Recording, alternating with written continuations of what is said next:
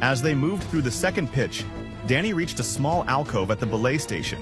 Above him, an overhanging rock formation cast deep shadows. This was where the crux began. He took a deep breath and placed his first piece of protection, a 0.75 Camelot, just above the belay.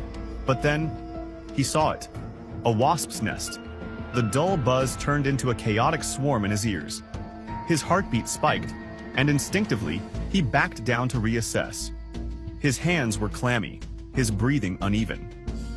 After a brief discussion with his partner, he decided to take an alternate approach. A common adjustment for climbers in unexpected conditions. Stepping right instead of left, he placed another 0.75 Camelot in a shallow crack before moving to a new stance 8 feet above. He secured one more piece, a number 3 Camelot, attaching it with an extended alpine draw to reduce rope drag. To further manage his line, he removed the second Camelot. Now, only one piece protected him. Danny prepared for the crux move, a tricky committing maneuver over a small roof. The holds were polished, slick from water runoff. He moved up and right, feeling for better grips. His breathing grew heavier, uneven, the rising sun making it impossible to see his protection clearly. His fingers trembled slightly. He hesitated. He called down to his partner, voice tight with controlled nerves. "I'm gonna take a fall. It's gonna be a big one." Then he let go. For a split second, everything was fine. The rope caught his weight, stretching under the sudden force. Relief surged through him, but then, a deafening gunshot ripped through the valley. The sound was unnatural, violent. Birds scattered. Danny's partner's breath caught in his throat as he watched. The rope had snapped. Danny never loaded the belay. His partner never felt the force of his fall. He plummeted 130 feet. A scream, half a cry, half an exhale, was lost to the wind as his body twisted through the air, limbs flailing in futile desperation. Time stretched thin, agonizingly slow. Then, the sickening sound of impact. Nearby climbers scrambled down, voices frantic. Hands shook as they fumbled with radios, shouting for help. Someone was already pressing on Danny's chest, but there was no response. Nothing. His body lay crumpled at the base, motionless. Danny Gerhardt was gone. How could this happen? The rope hadn't run over a sharp rock edge. There were no obvious cuts on the rock face. And yet the rope had severed instantly. Investigators found the answer in a horrifying mechanical accident, one that almost no climber could have predicted. Instead of allowing the rope to shift freely as it absorbed the fall, the rock underneath it acted as an anchor point, holding the rope in place and limiting its ability to slide. The natural movement expected in a fall was restricted, which significantly increased the force exerted on the rope at a single concentrated point. As gravity pulled Danny downward, the increasing tension forced the rope into an incredibly tight angle where it met the carabiner. This sharp bend, combined with the immense pressure of the fall, created a situation eerily similar to how a belay device functions in guide mode.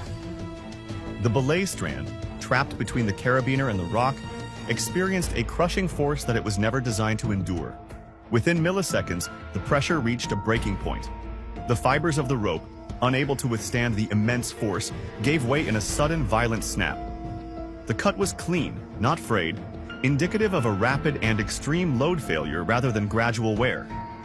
Danny's lifeline, the very thing meant to protect him, had been severed in an instant, leaving him in freefall with nothing to break his descent. Danny had essentially taken a factor 2 fall directly onto the carabiner, something nearly unheard of.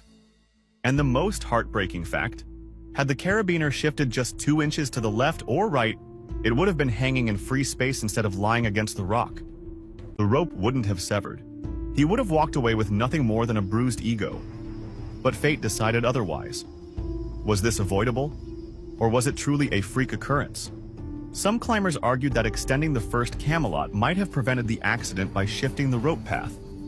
Others believed a different quick-draw length could have changed the carabiner's positioning. But the truth is, no one knows for sure. The day after the accident, Kearns, an experienced local guide, climbed Simple J Malarkey with another guide to closely examine what could have caused the rope failure.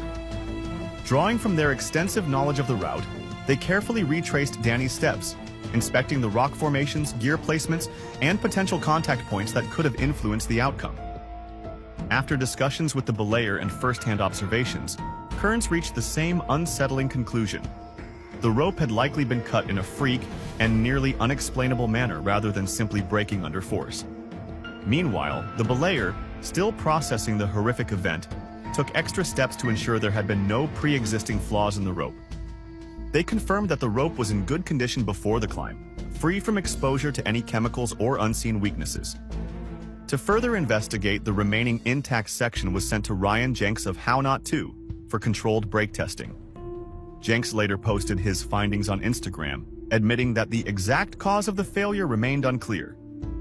He stressed that while climbing always involves inherent risks, this incident was particularly disturbing in its unpredictability.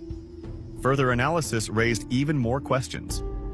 In previous tests, similar ropes had broken under extreme force between 10.86 and 11.33 kN.